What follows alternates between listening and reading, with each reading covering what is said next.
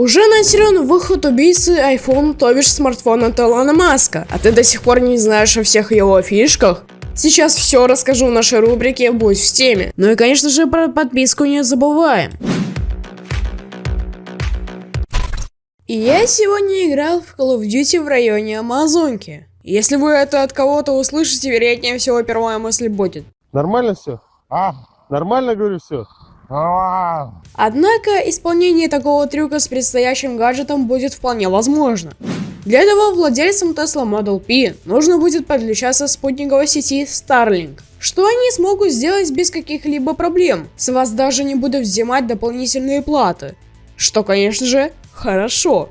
Ибо простым людям, чтобы немного поиграть на интернете Илона Маска, придется платить около $100 в месяц.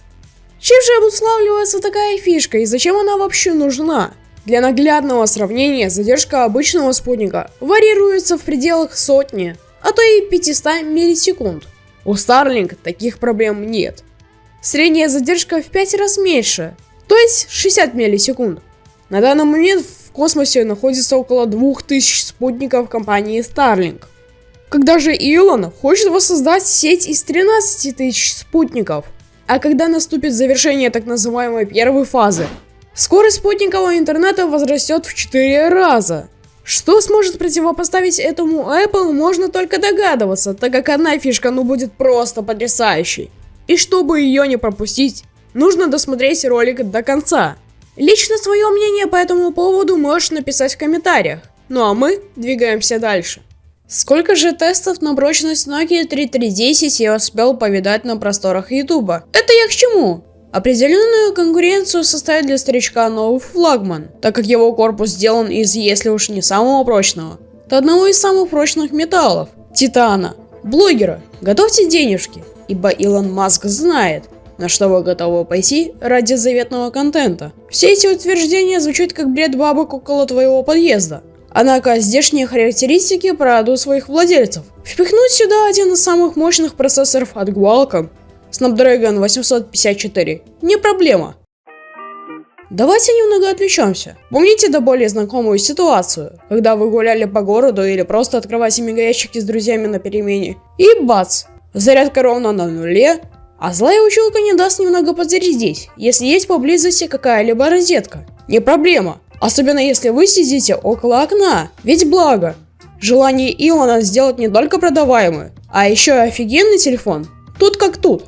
Как уже все догадались, мы сможем с помощью солнечных лучей заряжать наш смартфон. Осуществляется этот процесс дольше, чем в случае с вполне естественным путем, но в то же время дает нескончаемое облегчение в таких ситуациях. Чувствую, Велсаком снимет не один десяток видео. Думаете, что управлять чем-то с помощью одной только мысли невозможно? Вполне возможно. Ведь главная фишка телефона от Tesla станет Neuralink. Сейчас объясню более наглядно и понятно. Neuralink представляет собой концепцию, а затем реализацию чипов от Илона Маска. Уже ведутся первые разработки и даже появляются бета-тесты и эксперименты с обезьянками. Только посмотрите, как это происходит.